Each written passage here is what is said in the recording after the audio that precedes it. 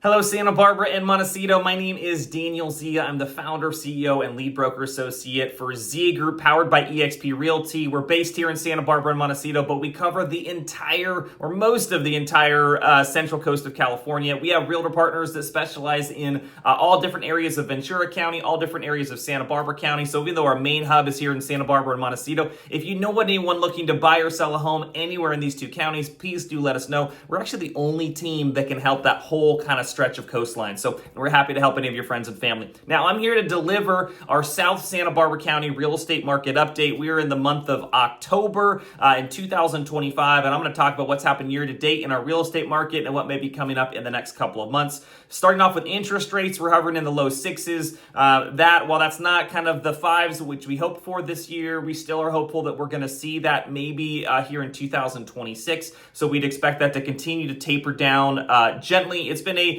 mild driver in our market, but it hasn't been a big enough move in interest rates this year to really stimulate a lot of extra market activity. We've had the big fire migration from all the LA fires, and I think a lot of those buyers at this point have made strategic decisions and have settled, and that's been a big fuel, for example, in our luxury market. But there are some of those buyers that are still making those decisions that have insurance settlements in hand or have an idea what those insurance settlements are going to look like and have a clear picture whether or not they want to stay long-term in Santa Barbara and Montecito. So we're still expecting that to be a driving force to some degree in the coming months in our real estate market. As far as what we've seen in prices, we have seen prices on paper go up 8.5% of the median sales price if you look at the market as a whole. Now, that's a little bit of a misleading number because if you take out the luxury areas of Hope Ranch and Montecito, it's really only about 4.5% increase in the median sales price. And when you actually look at what individual properties are selling for now versus a year or two ago,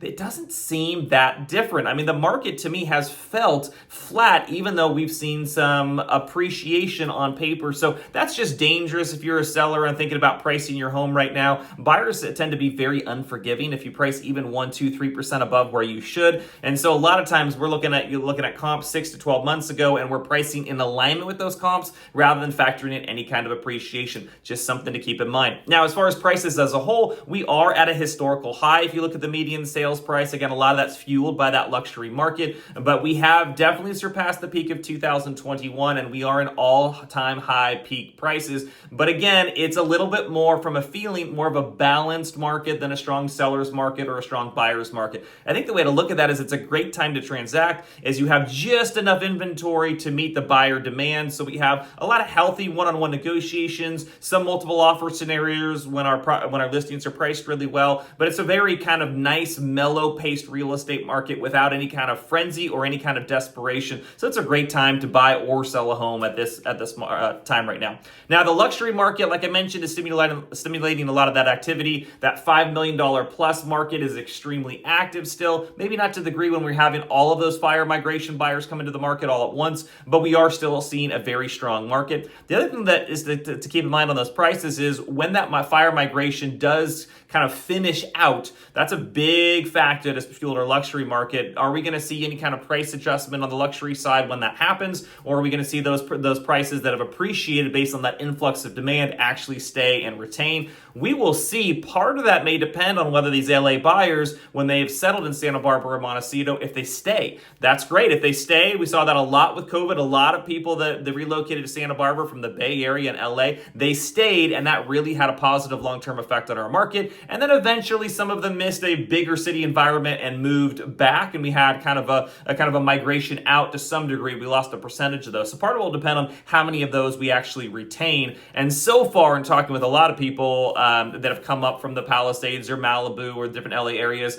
a lot of them are really enjoying their lifestyle up here and are glad they made the move, and they do plan to stay long term. That's a positive sign. As far as our absorption rate, how many months of inventory we have, we've seen that tick up tick up slightly. We're just a little under 4 months of inventory in the affordable market, kind of turn that under 3.5 million. And then we are about 6 months of inventory on the luxury market, kind of above that price range. So that's ticked up a little bit, but again, we haven't seen prices start to drop. We've just seen this kind of what feels more like a level market, and we've seen that sustained for a number of months right now. We're still seeing homes sell on average below their asking price. In general, properties are selling between 2 to 4% 5% below their last asking price, or 5, 6, 7% below their original asking price, depending on the segment of the market. We're generally seeing more movement the bigger the original asking price and the longer the home has been on the market. We do have more active listings this year versus last year. We're up about 14% in active listings. So buyers this year have had more selection. We would expect that trend to continue with more selection, and that's good news. When we do have more selection, more homes available for sale, we do see more sales activity and more buyers actually get excited about what they can buy, and that stimulates some great activity. So we're excited about that. So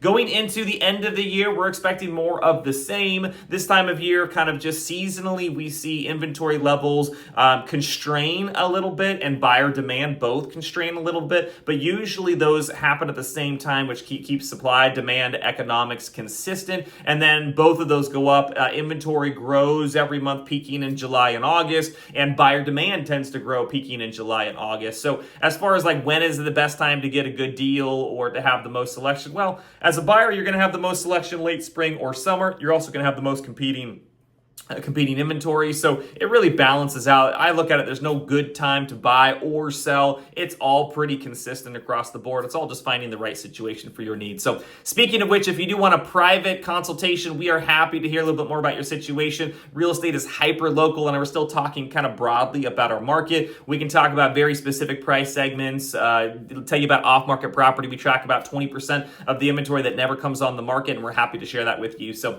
if you need anything from us, please do reach out. We are always happy to help. It's always our pleasure to serve. Until next time, take care.